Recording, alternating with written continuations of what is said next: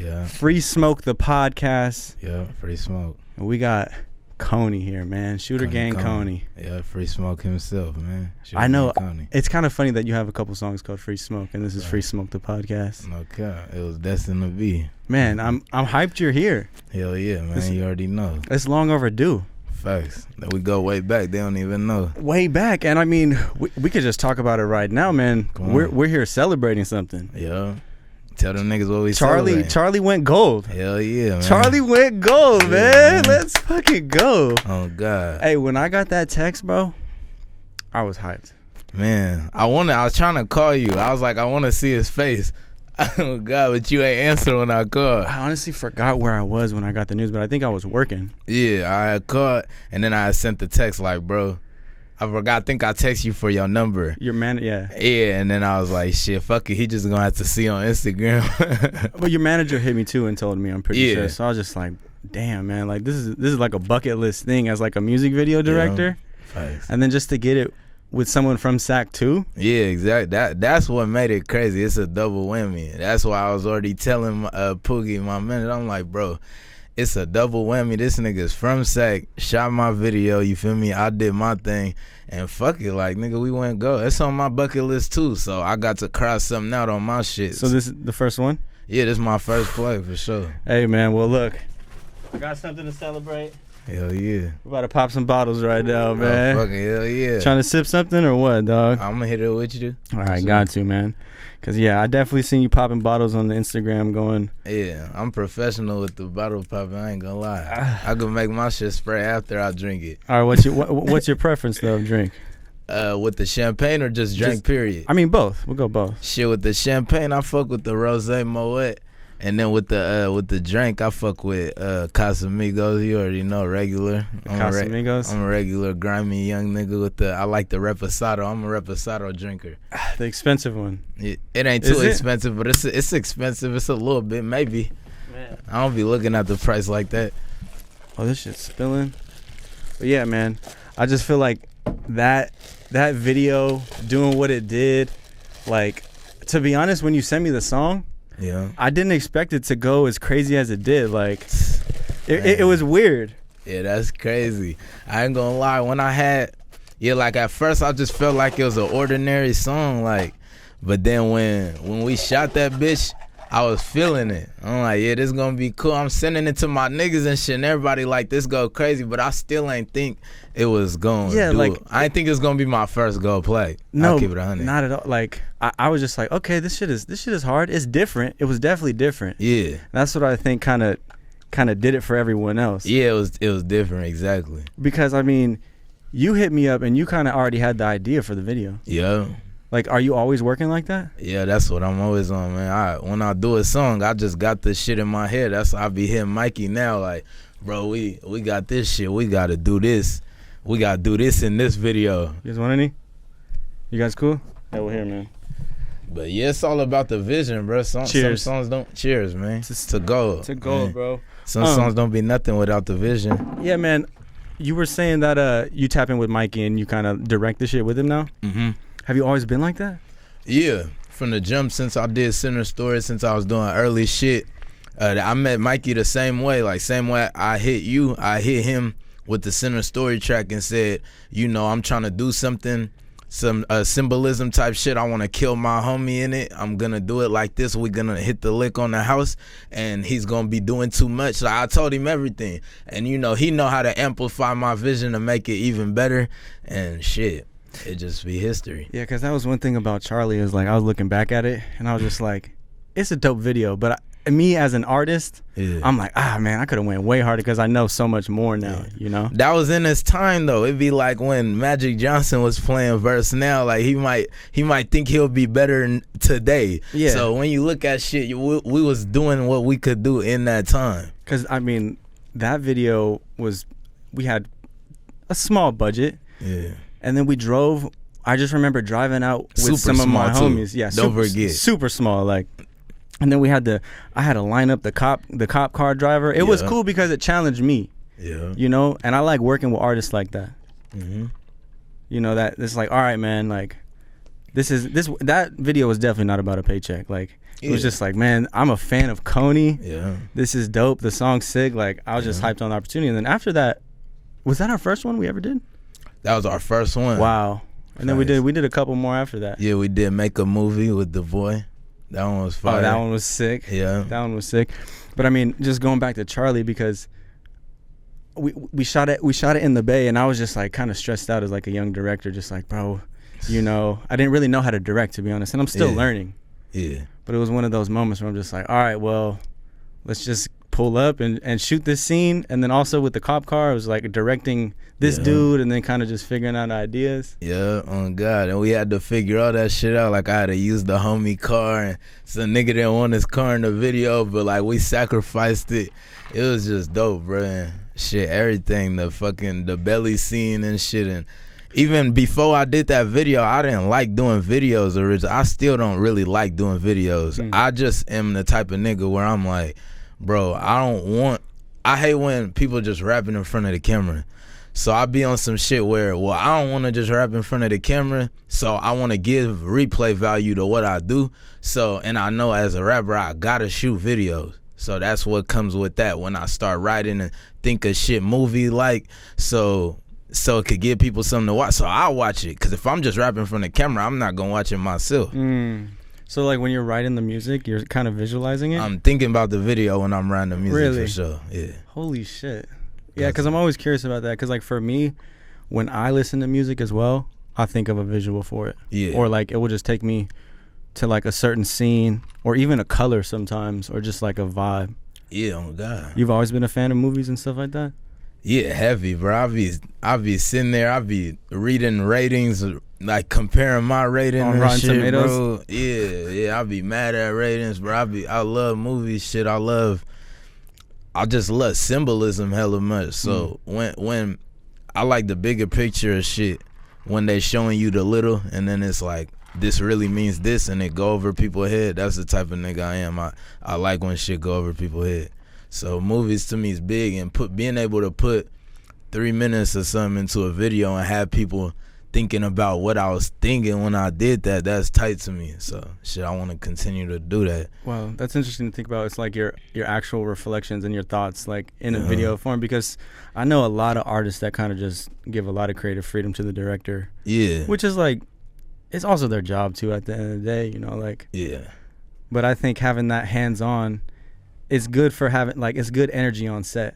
I'm at the point like where if I ask a director to do my shit, they be asking me what I want, even if I want them to do it, because what I've already shot. So they don't even give me the chance to not be engaged into the shit. So I really just fuck with Mikey, because we already got that connection where he calling me and saying, hey, I want to do something where you like, let's do some horror movie shit. Yeah, he's been killing it. Yeah, so it's up to me to go make that song and be like, I got the song for us to do that. Nah, that's sick. I always fucked with Mikey because we had the same birthday. Oh, that's dope. So I just thought, when's your birthday? March 11th. March 11th. So yeah, shout out Mikey Rare. And we're from SAC, and we both shoot videos. And we all from SAC, exactly. So I'm just like, I love to see, I'm just a fan of your guys' videos too, because you guys are always kind of pushing the limit on, you know, what you guys can do and stuff. And I think that's what it takes. Yeah, you know? No doubt. But I mean, those early videos though, when you were just rapping in front of the camera, those are special too though. Yeah, they special because it's nostalgic. But at the same time, I just need to give people I need that replay value in what I do. But the nostalgia never go away. You gotta sometimes just go look at, you know, they want to see me with little dreads, and then they want to see what you're doing now. You might watch a new video, then go back and be like, damn, he came hella far. So them old videos always matter. What was your first music video like shooting it? Do you remember it? Yeah, my first music video is called Babyface Gunna with me, Shootergang JoJo, and my nigga Germ. That shit was nigga, I still remember that for sure. But I wasn't even damn near looking at the camera the whole time. I was just rapping my verse. I didn't even give a fuck. Yeah. Were you nervous at all or anything like that? Like of just being in front of the camera or just putting yourself out there? Bro, when I be thinking about times like that, I feel like I just wasn't really in my body. Like I didn't care to be nervous. I just was going through life. Just doing it. I never thought about them emotions or anything like that. I just was rocking. Did you always see your music as art? Nah, I didn't take my music as serious until probably like March Madness. Then I start taking it more like I'm talented, but still it took till Secondhand Smoke where I put it into an art perspective. I'm like, oh yeah, this is storytelling. Kind of have more of an appreciation for it, right? Yeah, because I seen what I could do. You know, at first it was just rap, nigga, so I could get out the streets and stay out of trouble. And then that turned into, I still was getting in trouble, but then that getting in trouble was making it me be sitting in themselves and be like, you know what? This ain't doing nothing. Let me get out and take this shit serious. And sometimes a nigga just got to tell you that you actually talented. And a lot of us, where we come from, we don't know that we talented. Even if we got it, even if people like it, we not used to being praised by our parents or anything like that. So sometimes niggas just got to put that faith into you. And it was probably that for me. Like, a lot of niggas put that battery in my back and made me know that I was fake special. And that's what made me get out and, you know, hit the road running. So was it also like some fan notoriety? Like the views were going up, people were, you know, kind of that outside love too? Yeah, I always try to not look at views, and I never really got into the fan shit. Even now, like when people see me, it just be regular. I don't think about it too much. But probably that pushed me a little bit, but I never was really looking at the views. I was just saying, if I drop this amount of music, my check's gonna get bigger, and then I'm gonna be able to put everybody in a position where we don't have to do nothing stupid. And that was the main goal of it, you feel me, to just get out of the mindset that we was stuck in and where we was at. Yeah, I mean, what were like those first days making music like? First, making music used to just be for fun. If a nigga just talking shit. Yeah, just talking shit, just doing whatever. Really, JoJo was inspiring that shit hella much too, cause and JoJo get on a song, I'm just gonna get on the verse cause he going crazy, and that's what it is. So without him, I probably wouldn't even have been pushing that hard to keep doing what I'm doing. Was it like all of you guys as a collective kind of coming out and be like, all right, we're gonna start rapping and do this Shooter Gang shit? Yeah, damn near. JoJo is like the forefront of like, I'm about to shoot a video. I'm finna, you feel me, get this shit pushing. I remember watching all the Rob Driscoll videos with us. Yeah. That was a good era. Yeah, exactly. That was a good era. He had me sitting back.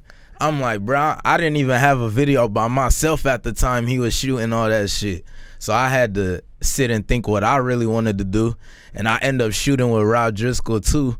And yeah, just trying to really follow bro path and see what he doing. But I'm a team player, so whatever he was doing, I was just gonna support him, cause I felt like he was the main character right there in this, feel me, the rap shit. He had it. So, you know, me just pushing with him, and then when he'll go to jail, I'll be like, all right, I gotta step up cause he gone, and feel me, I gotta give people something to listen to. And then that turned into shit. We sitting here today and shit. Who were you guys like listening to at the time that kind of inspired that sound? Because it was different, you know, like it wasn't the typical kind of Sacramento sound. Yeah, I still say right now I don't see where nobody really sound like I see the little replicas and like a little bit of the flow, but it's hard to sound like us. So, you know, I don't know, to be real, bro, that shit is be JoJo with just the cadences and the ad-libs and everything, bro. That shit started with him. I remember he used to tell me, like, say, you should, like, do this, say A, like, say A, like, on your shit. And I'll be like, all right, and then use that as my ad-libs. So certain shit was just coming from him. I don't know, he was just high and just saying shit. And that turned into the style. So he kind of gave you, like, tips and shit? Yeah, but show on the swag of it, on the, you feel me, the rhythm. Because, I mean, were the first Shootergang Kony songs, were they hard? Or were they like, let's not put that one out? Shit, my niggas was fucking with them.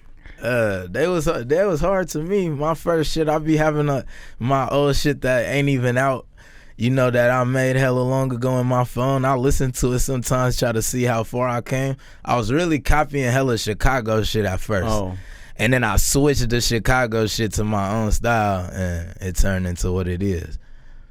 Man, that Chicago shit was a time. Yeah, everybody was copying the Chicago shit at one point. Yeah. And you know what's crazy about that is, like, were you watching, like, the war in Chirac and all that on YouTube? I was seeing all that shit. Man, like, I was definitely tuned in. I was watching all that shit. And just to see where even that, like, now it's like there's, like, a Sacramento version. There's a Bay Area version. There's a LA version. There's a fucking down south version. Like, yeah, that shit crazy. Like, the content game going into all this is nuts. Like, yeah, content took a turn. That shit changed everything. Are you watching, like, content like that? I mean, but when we started the pod, you said you watch podcasts and stuff. I watch podcasts. I don't really be watching when it's like them videos. You know, they be making videos about me and shit and all that. I don't watch that shit. But I watch podcasts where, you know what, if I could learn something, I want to watch that shit. Anybody I might look at their career, even people I ain't listen to, but I might not know too much about, I'll probably tap in, like Drink Champs and shit. Feel me? No Jumper, of course, $1 million worth of game, Math Hoffa shit, all that. I'll be watching all that. Yeah, man, because, I mean, I could imagine as an artist, when you sit down for an interview, people just want to ask you about all the bullshit or all the, you know? Yeah, exactly. They just want to, and then now it's like they're making clips of it and then just milking it out like crazy. Then it be seeming like, boy, I just sat here and talked for an hour, but just about this one thing or a certain incident. So y'all could thumbnail this exact 5-minute mark where I said this, and that's all that matters. So yeah, that should be. It's a crazy world now. Yeah. Going back to JoJo, how often do you talk to him? Every day.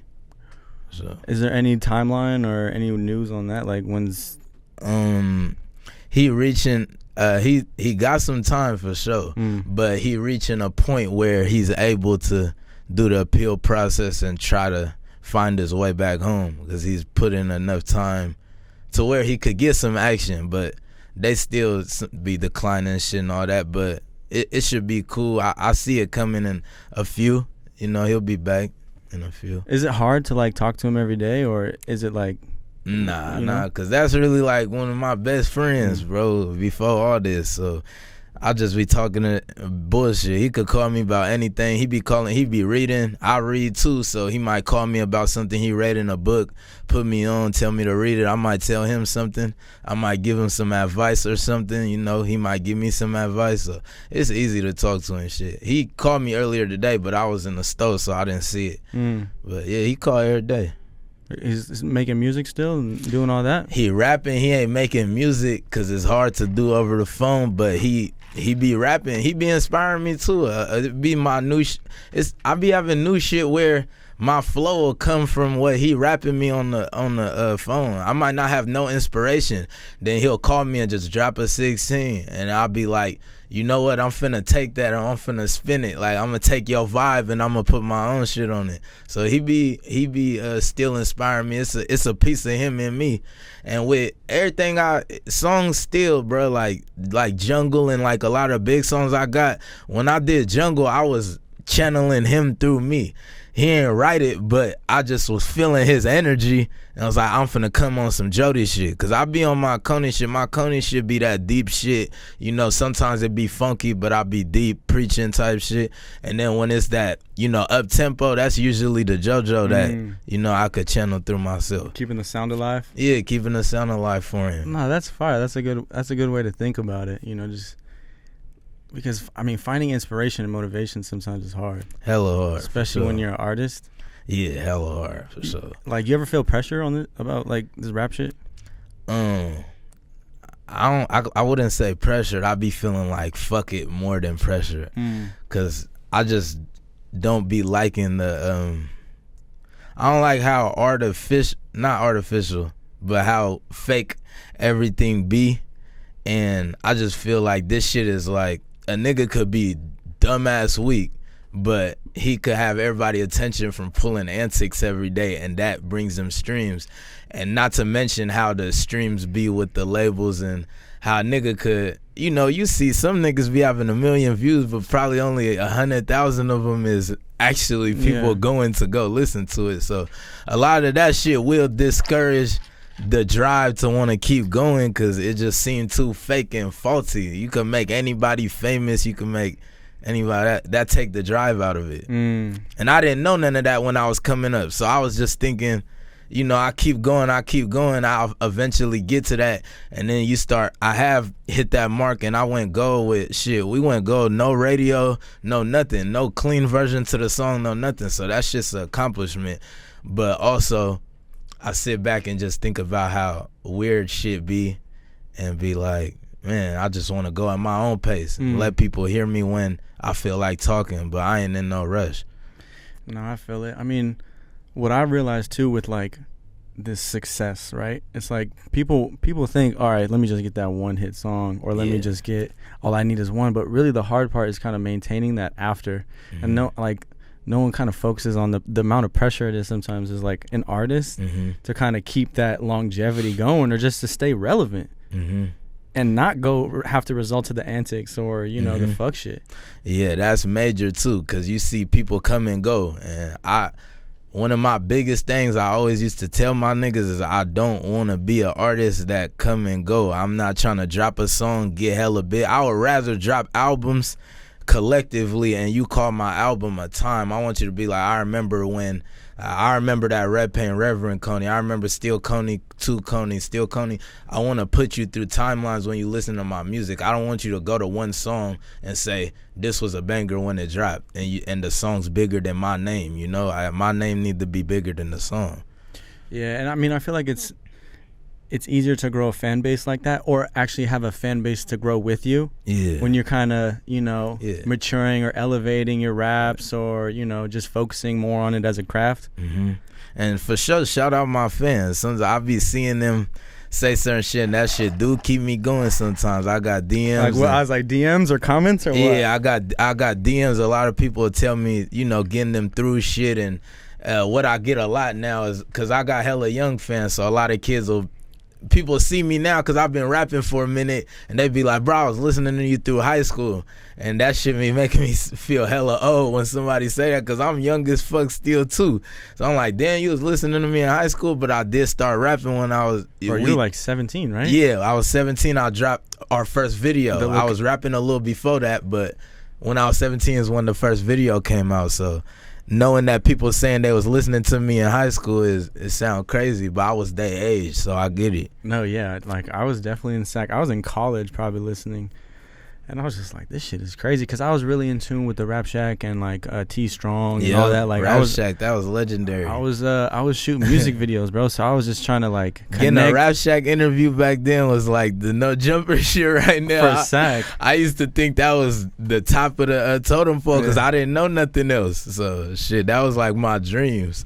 Man, shout out to Rap Shack. But yeah, man, I definitely remember like I think my first experience or like exposure to one of your songs was probably Location on a Flyer. Yeah, for sure. That was a strong introduction. That was pretty early on in your career.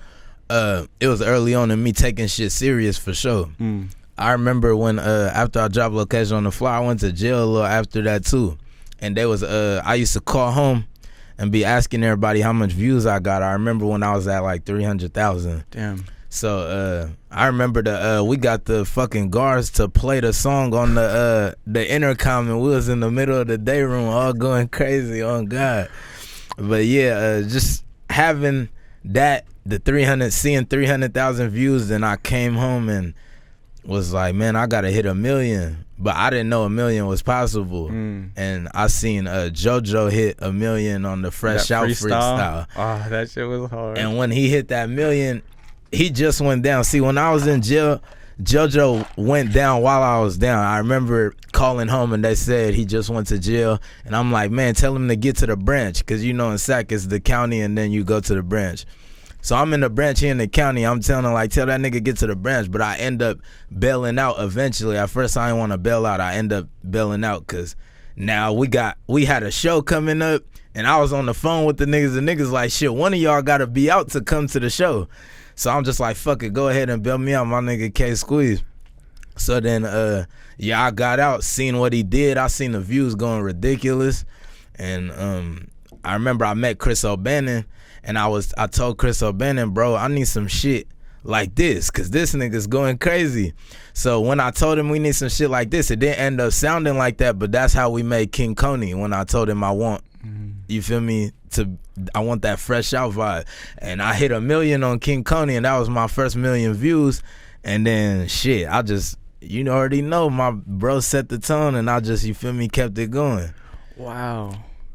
Damn, that, I mean, so you were locked up, and then he got locked up, and you haven't seen him since? I haven't seen him since, for sure. Fuck. Yeah.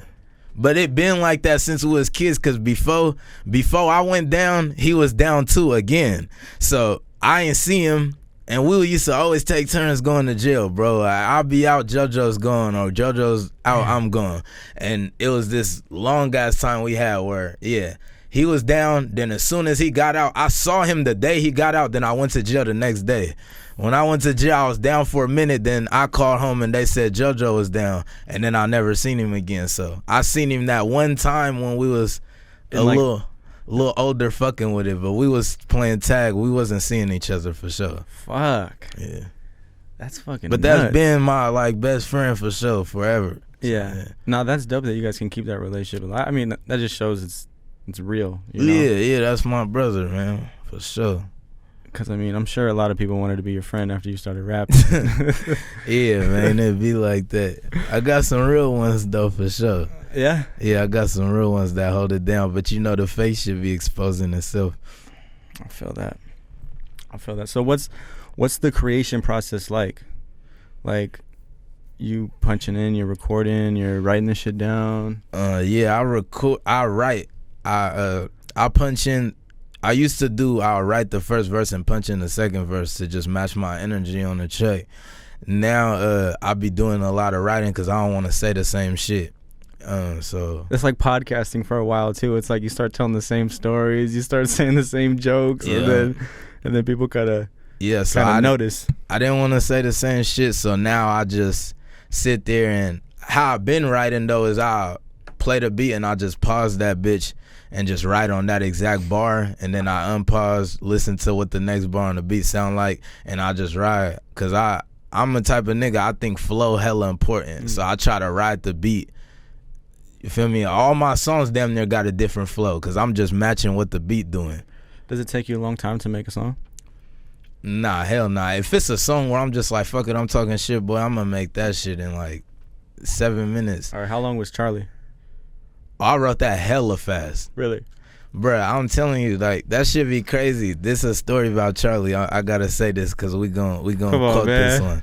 So, how Charlie came about, bruh, I was in the mall, and I stopped at GameStop.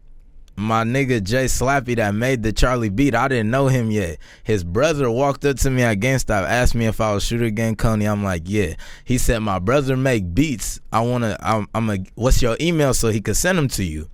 So I don't know Jay Slappy at this time, and then everybody be telling me, oh, what's your email so they can send me beats. I'm thinking the beats gonna be ass. So he sent me some beats, bruh. I go home. I think Charlie's damn near like the first pack he sent me is Charlie's in it. Nigga, I listen to the beat while I'm taking a shit on the toilet, and then I'm thinking in my head, I wanna do some YG type shit, where it's like, I just want to party, I don't want to hurt nobody. So I keep saying that in my head, like, I just want to party, I don't want to hurt nobody. And then that just turns to keep it Charlie, I don't want to hurt nobody, nigga. I'm just trying to catch a vibe or a body. Yeah, but I was all that on the toilet, nigga. I wrote that bitch hella fast, feel me, wiped my ass, got up, went to the studio that night and recorded it. Wow. So it's like you constantly are writing raps on the shitter or what? Yeah, I'll be writing raps on the shitter. I write in the shower too. Them is like my two spots where you write in the shower? Yeah, for sure. No, what do you mean write in the shower? I play the beat on the speaker and I'll just be on my phone just writing raps. That be shampoo it, just letting it marinate. Cause bro, niggas don't realize the best thoughts be coming when you in the shower. You be sitting there sometimes staring at the wall. You might come up with $1 million idea in the shower, and you might come up with $1 million idea on the shitter. So why would I not write raps doing that? Damn. Wait, what raps have been written in the shower? Any ones that come to mind? I wrote. Damn, what come to exact mind that I wrote in the shower? Because I'm the type of dude to play music when I shower. Like, I got a shower playlist Like, you need to set the vibe in the shower. A lot of my new shit is shower songs. Like, right, half of Playing with Fire, I for sure wrote hella that shit in the shower. I wrote Preaching in the shower. Damn, it's a couple, but a lot of them Playing with Fire. That's just like, my tracks ain't coming to my head. Remember in Run's house at the end where he's just typing in on the BlackBerry in the bathtub? Oh God! At the end of every episode, it's Kony right there, just in the shower. Just hold on, man. Be playing. Yeah, that should be. That sounds like coming a vibe. Up with some dope shit in the shower for sure. That sounds like a vibe. Cause I mean, I'm definitely playing music when I'm in the shower. But you know, the morning shower song is definitely different from the. There's different types of showers. Yeah. You know, like the pre getting out to go out, like Friday night shower, like you're lit, but like I be writing during that shower. Okay, that before I leave, that's what I write. Then I write driving hella too. It be dangerous, but that's my 3 top things: behind the wheel, and I think I ain't even gonna lie. I think the adrenaline of driving, you feel me, make me be like write tight shit. While I'm behind the wheel, I'll be having my knee on the steering wheel. I'll be like, boy, I gotta finish writing this, because I'll be saying shit out loud. If not, I'm gonna crash type shit. If not, I'm gonna crash. So it's like do or die and make you go crazy. You feel me? Yeah. Hell yeah. I think it's important too to kind of clarify like what type of shower vibe it is, because you know that Monday morning shower is just like, man, fuck that. Exactly. Fuck that. So yeah, that before I leave the house shower, that's where I be writing some dope shit. Man, you gotta just get the mic set up right there, like just start recording that bitch. I want a TV in there or something so I could just. Oh, that's player. Or like sometimes in the Vegas hotels they'll have the phone and the little flat screen right there. Yeah, and like it be gangster in there. That's that mafia style. That shit's fire. Yeah, I'll be wanting to be able to put on like movies or TV shows or something. So, cause I be getting ideas in my raps and shit when I watch that. Cause you know I'm thinking about the video and I'm thinking about the song at the same time. A lot of shit I get be from TV, so I could watch something and be like, bro, I'll do something like that. So I'm gonna say this in the song, so it translate and I could do something like that. Yeah, it kind of reminds me of Mac Miller.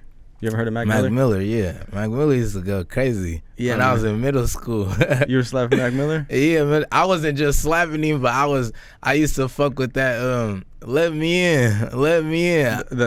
Knock knock. Knock knock. Okay. Yeah, oh gosh. I got a song called Knock Knock Now, you feel me? So yeah, I used to fuck with that heavy. I fucked with Mac Miller. I ain't gonna cap. I just can't think of all his shit coming right off my head. He did this project like watching movies with the sound off. Yeah. And he would always kind of talk about it in his interviews where it's just like, I'm in the studio, we'll just play movies with the sound off and kind of just make up our own dialogue or kind of just watch it and listen to a story like that. And that kind of inspires and gets his brain flowing too.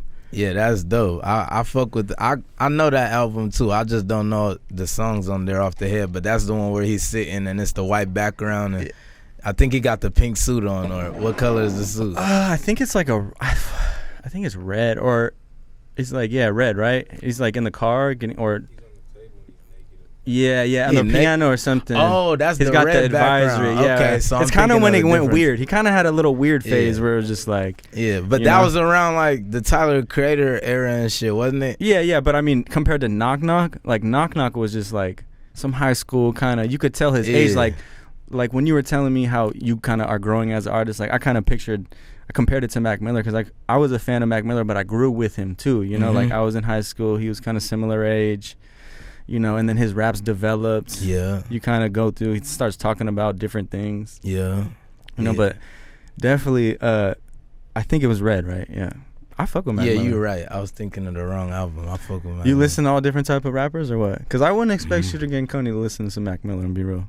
Yeah, I listen to everything, bro. And anything damn near R&B, you feel me? I really listen to a lot of R&B. It's just when you in the car with niggas, you gotta play that rap shit. You can't it's the worst. Yeah, you can't sit there and just be singing. You know, niggas gonna be wondering what time you on. But at the same time, I fuck with R&B heavy, and I fuck with some rap. Rap is kind of weird right now for me. I ain't like a fan of everything. It's kind of dry right now. Yeah, it be dry. I be in the car and I don't know what to play. So shit, it be R&B got a hold on the game to me. I fuck with R&B. What kind of R&B? Like you like the new shit? Yeah, I fuck with the new shit. I really fuck with old shit hella much, but shit, I was fucking with SZA album. I fuck with the new shit. I fuck with the female artists. I'm a big fan of Snow Allegra. Georgia Smith is tight. Georgia Smith go crazy. I love Georgia Smith. Yeah. Kali Uchis, like, basic shit. I'm not like too deep in it. Like they're pretty big in the new age R&B space. Yeah, for sure. But I fuck with that vibe. Yeah, it'd be cool. It's chill, man. You ain't gotta be too turned up, man. Bro, it calm me down. I love it too. I go with my girl. We'll go to an R&B festival. I'd rather go to R&B festival before any fucking Rolling Loud or rap show. Bro, I've only been to one concert in my whole life, and the only concert I went to was the Millennium Tour, because it had that Chris Brown? Who was that? It was Bow Wow, Ashanti, Omarion, and all them. Wow, in Sac? Nah, I went in Frisco. Oh, okay. So that's the only concert I ever been to. Other than that, I go to concerts, I'm either performing or like I'm backstage with the artist. So I ain't gonna say ever been to. I'll say it's the only thing I attended as a fan, and I was in the crowd, ski mask on, just watching that shit. And that shit was going hard. That throwback shit. It was recent. Yeah, it was like okay, wow, last year. All right, not too long ago. 'Cause I'm thinking just Lil Kony just trying to let me hold you, like like year. 6th grade, like way back in the day. But they did another tour, right? That's what you're talking about. Yeah, it was around last year. Yeah, back then when I was little, I ain't go to no concerts. I damn near never even thought to ask to go to a concert. My mama straight African. She don't listen to no rap. She wouldn't have been able to take me. And then shit, I ain't listen to nobody really. When I was growing up, I was listening to shit that was hella far, of course, like Lil Wayne and, feel me, 50 Cent and shit that's all the way over there. Yeah, how'd you even get into rap? What was you have any first memories of the music you were fucking with? Yeah, what's hella funny is one of my first albums, I had two first albums I got all together. The first albums I got from my CD player was Crunk Juice by Lil Jon and the East Side Boys. Fire. And Chingy album. It's called Chingy though.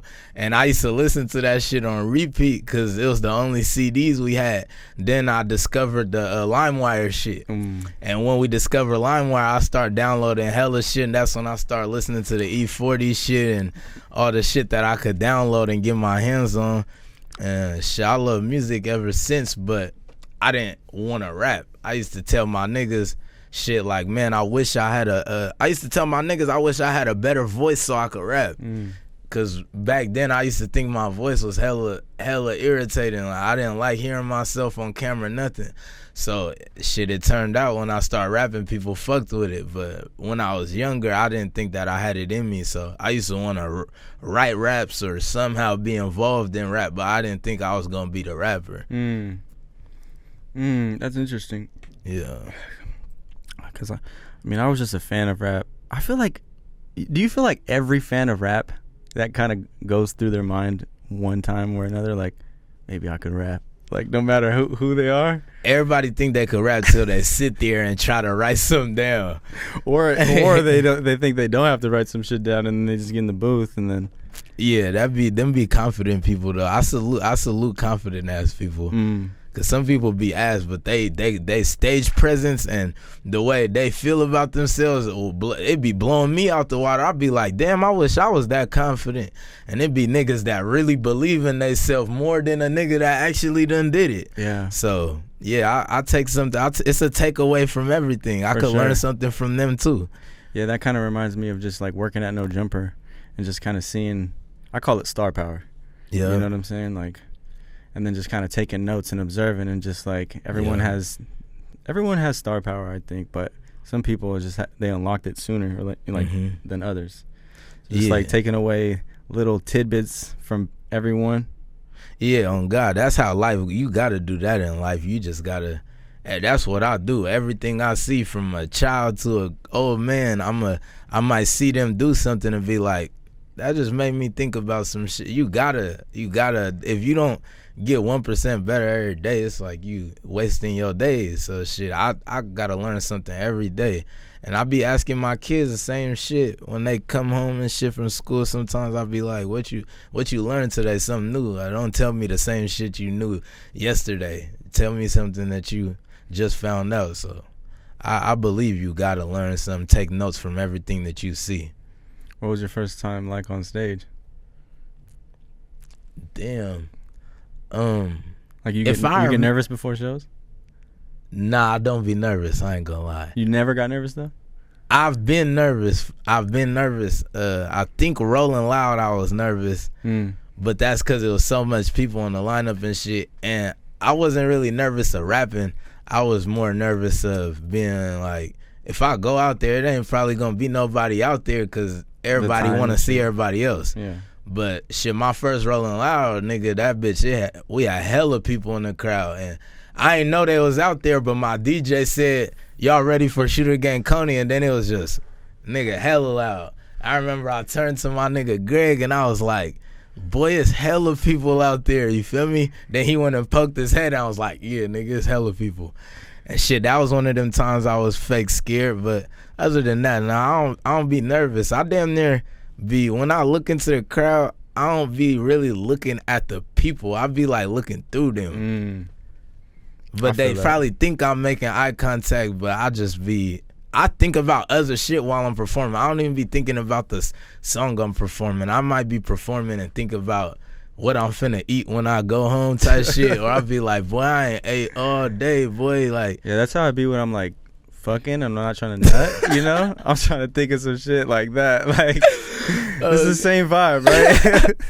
Hey, what you saying though, really harder. It's harder to really do than say though. That shit be, you be trying to think about other shit, but man, it don't work. It does not work, man. It's just like, all right, I got you. Just give me like 10, man. Come on, give me 10. God, nigga be falling asleep. It be ugly. Yeah, that shit is, you know. But as you get older though, you realize like, all right, you gotta flex. You gotta work out your mental like brain, you know, and all that shit. And you know, that's all it is. You just gotta be really locked in. Yeah, I've learned how to lock in. And nigga be locked in. I gotta, man. You'll be locked in. You take tips every day, man. 1% better, man. I gotta be locked in by now. Like, come on. 1% better, man, every time, man. Oh, weed. Why don't you smoke weed? Man, shit, bro. I was smoking weed when I was like 12. Bro, you were on probation at 12 years old? Yeah, I got caught stealing that Target. Damn. Man. And then you got put on probation for that? Yeah, they put me on probation, gave me community service and shit. I used to have to go to my auntie church and clean up. And shit, they had me on that bitch, and then eventually I actually went to jail. And then it was super, when I went to, well, still jail, but when I caught a bigger charge, not shoplifting, and it was because my second charge was assault with a deadly weapon. And then when we caught that, that's where now it's not childish no more. But I was on informal probation at first. Then when I turned 15, it got formal, and I had my own PO to get to. When I was 12, I didn't have to really report to the PO. I just had to do my community service hours, and I was subject to search and seizure. But they wasn't searching no 12-year-old kid. I just couldn't really get in trouble at school, or they'll violate or something. Damn. Yeah, that's pretty young. So you were getting high at 12 too, or what? Yeah, I was smoking at 12, bro. I was smoking Black and Miles, I ain't gonna lie. And then sometimes my nigga had some weed, but I started smoking Black and Miles. Black and Miles? I was smoking Black and Miles. I don't know what the fuck I was on. Did you think it would get you high? Or you knew, like... Bro, because it does give you a little head rush. It give you a head rush. So as a young nigga, it's a placebo. Like, I'm getting that head rush, and I'm ghosting the Black and Miles. I'm not just smoking and letting it out. I'm doing French inhale. I'm doing tricks. Bro, were you stressing? Like, or were you good? Yeah, I was smoking because it was fun. You feel me? Okay. And then that's what. It's a good thing because that turned me. By the time I turned 15. I was still like smoking here and there because I was selling weed. I would smoke some of my weed. And then by the time I turned 15, I went down, and it was like, man, when I got out, I was like, I don't even like being high no more. And probably smoked like one time. That was my last time. And I was just done with that shit after that. And I'm cool without it. I feel like when I smoke, I like being in my body. I like being my natural self. You feel me? And I want to receive. I don't like to escape. So you feel me? My life, consists of a lot of trauma and shit that go on that I gotta deal with on a daily basis, and I feel like if I get high, I'll run away from that. So I want to face my problems head on, and if I get into some shit in real life, I want to get into it head on, and I don't want to sit there after the situation and be like, man, I was hella high, why'd I do that? So I just want to be in full control of myself at all times. Yeah, it's pretty dope you learned that at a young age. Yeah, for sure. I mean, I'm still learning, bro. I'm getting high, baby. I be contact high as shit because all my niggas smoke. So if I'm sitting in the car, it's over for me. But shit, it ain't real. But the weed niggas smoking nowadays, the contact high really, that shit different. Potent. Yeah, potent. That shit'll have you loaded.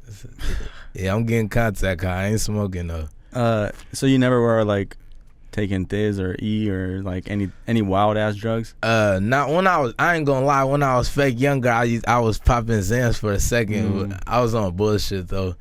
So I popped Xans, I done fucked around. I done feel me, like done had to like sell a perk and like pop like half of that bitch before I knew what a perk was and shit. But this around the Xan phase and shit, I was on dumb shit.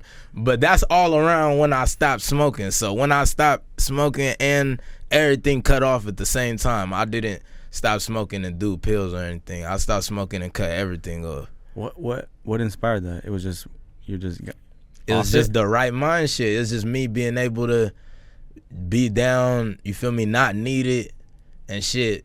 Take pride in myself, be able to, do what I do, you feel me, and shit, it was just cool. It was basically more honorable because when shit go on, you feel me, homies be like, man, like nigga Kony be sober, you feel me? So when certain shit, I started embracing it, niggas. Some you niggas didn't need the pill to. I ain't need the pill to turn up, so I start embracing that. Okay, well, I'm just like this a little naturally, and I like that niggas is knowing that. So I'll just embrace that, and I don't need to fuck that up. Because that's kind of a liability too when you like. When you get high or like you take whatever, yeah, people can always have that as an excuse on you. Yeah, exactly. I don't like having people yeah, because sometimes people will be like, yeah, he just smokes weed and then gets too high to interview people, and I'm just like, maybe you're right. I be fucking with my high niggas though. You feel me? They high niggas, I just be living through them. Some niggas be cooler high, so shit. It's just not for you. Yeah, it's just not for me. But I tell my nigga, like, y'all gonna smoke, like, y'all might as well smoke now so we could keep moving shit. Niggas be better vibes when they smoke. Some people need a smoke or they be cranky. Yeah. So, shit. Whatever make us all, you feel me, cool. I feel that. Yeah. How old were you when you had your first kid? Damn, well, I don't know. I'm bad at math.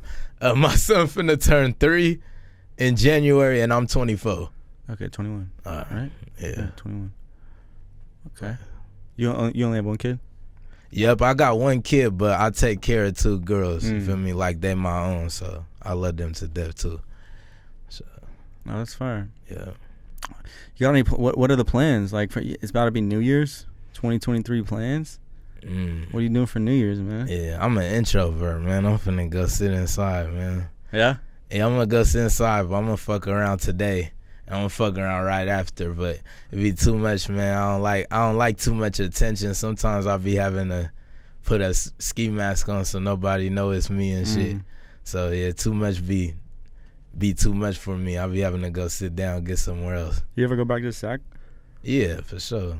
Shit. I was just out there for Thanksgiving. Yeah, all my niggas live out there, so I got to. I'll be bored. Yeah, right. So hell yeah, I was just out there Christmas, Thanksgiving, all that. Just be going random times and shit, getting something to eat or throwback food and shit. Cause there ain't no Kiki's or nothing, you feel me, anywhere else.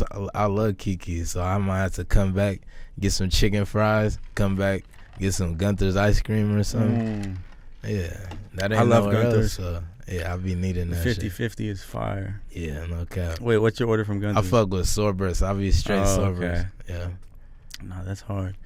Yeah, man, SAC is just like I always love SAC, but like being out here in LA, yeah, it's just like, all right, like it was necessary for my evolution, yeah, to like kind of leave SAC, yeah, because I feel like there's kind of like a ceiling there in a like it's you got to. It's small. Yeah, it's different. If you from Sac, you know what I'm talking about. It's just different.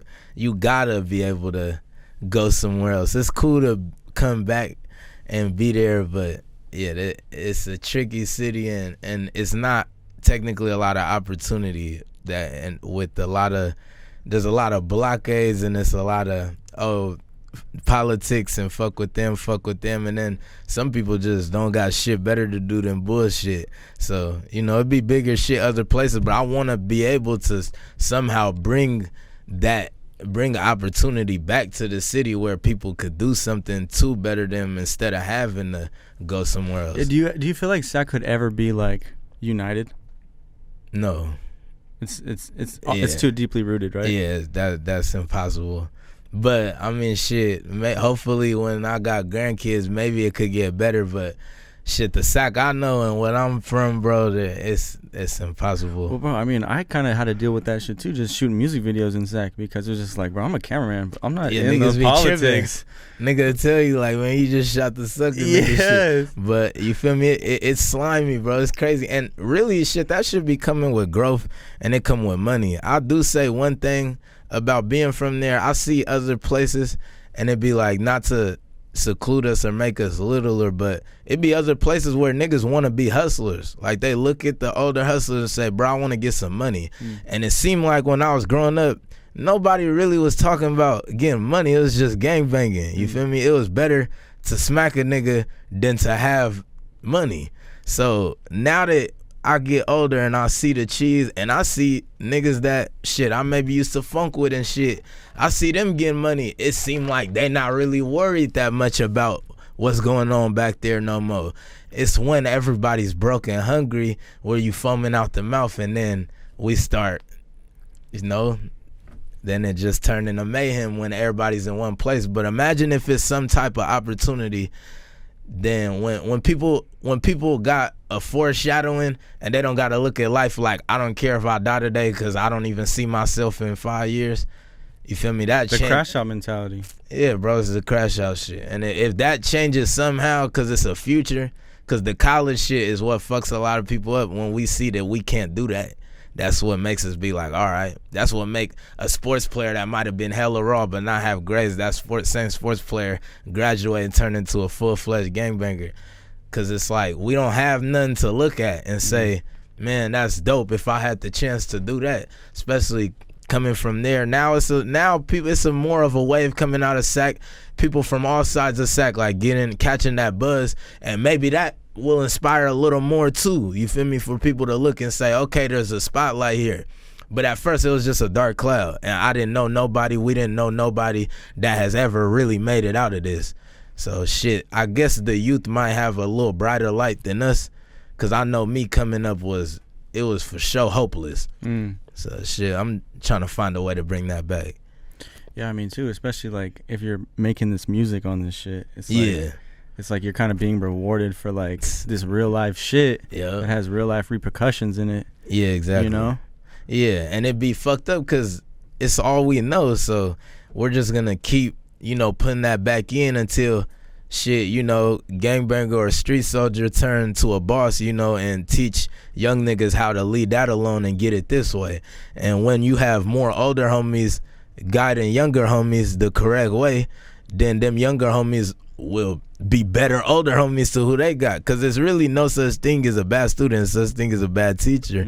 So shit, if you being guided to be a crash dummy, you just gonna make all your little niggas crash dummies too. So we need older niggas that's not trying to make niggas crash dummies, older niggas that's telling young niggas like, bro, do not go to jail, not rewarding it, but where I'm from, that's kind of rewarded. You gotta earn your stripes. You ain't been to jail, you fuck around and get made fun of, but shit starts changing, you feel me? And I think we able to, it's getting a little better with the money, but money is the root to help people a little bit in this society, and it'll get better with time and opportunity, but I don't know when it's gonna happen. But shit, hopefully I could contribute to it a little bit and get people to see the bigger picture of some things. Nah, yeah, I definitely would love to see just some growth for Sack, you know? Yeah, just some type of growth, man. Yeah. It don't got to be a 180, but just something where it seem a little better. I know how it be, too. People gonna watch this video and be like, how you saying growth, but you wooty-woo. But you got to know me, man. You feel me? I mean, I could ask you about all the bullshit right now, but it's like, I'm not even trying to. It's not even. Exactly. Because I'm not a bullshit type of dude. Yeah. I don't even want to. I don't be wanting to come and talk about bullshit, man. I want to come so a young nigga could be watching it and be like, man, he was on bullshit.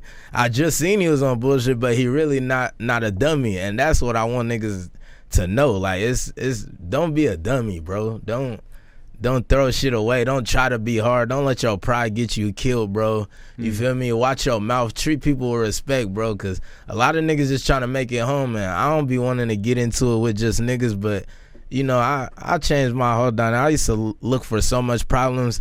Now when a nigga say something to me, I'll tell him like, bro, you don't even want to do that. I don't even want to do that, bro. You might as well just go your way, you feel me? If you take it any further, it is what it is. But, you know, the whole dynamic changed. When a nigga was a young nigga, I'm looking for that. I can't wait till a nigga step on my kicks in this bitch, you feel me? Mm-hmm. And now it's more, man, like, I hope you ain't, you know, I'm going to give you the benefit of the doubt, bro, because you know, it just get bigger. Life get bigger, bro. And a lot of people depend on me. Like we said, we got JoJo's. We got people that I do this shit for. So when you throw yourself away, young niggas need to know they kings, bro. Because when you throw yourself away and these people depending on you, then what happens to everybody else in your castle? Everybody gonna crash and burn. So shit, think about that before you try wisdom. Nigga, man. Some good wisdom. Yeah. You know, definitely, like, you definitely have like a older, like, you've been through a lot, and you could it shows in your mentality. Yeah, and I think that's what life's all about, bro. It's growth, like you said, 1% every day, dog. 1% better, man, for sure. All right, before we wrap up, bro, favorite movie? Top 2, top 3. That's too hard of a question. Because one of my favorite is Superbad. Superbad, your favorite movie? I fucking love Superbad. That because look, I define a favorite movie as something I could always play. And it's like I'm down to watch it. It's two different definitions though, cause there's like the artsy kind of like, all right, the awards favorite. I got movies that I always play, but they're not my favorite movies. But you know, of course I'm gonna always watch Friday and shit. Always watch Friday After Next. Always watch Rush Hour and shit like that. But my favorite movies, I got a couple, but I might forget some. But I know Shutter Island is one of them where I fuck with that heavy. Shutter Island, that's one of the ones I had to watch back and just like Shutter Island was crazy. Have you ever seen The Departed? Yeah. Yeah, that movie hard as fuck. Man. Are you constantly watching like new shit or new series on like? Yeah, HBO has kind of the hardest ones. I'm constantly watching new shit. HBO got some tight shit. I watched Barry on HBO. That shit was fire. Have you ever seen Succession? Nah, I ain't seen that. I just started it. It's pretty sick.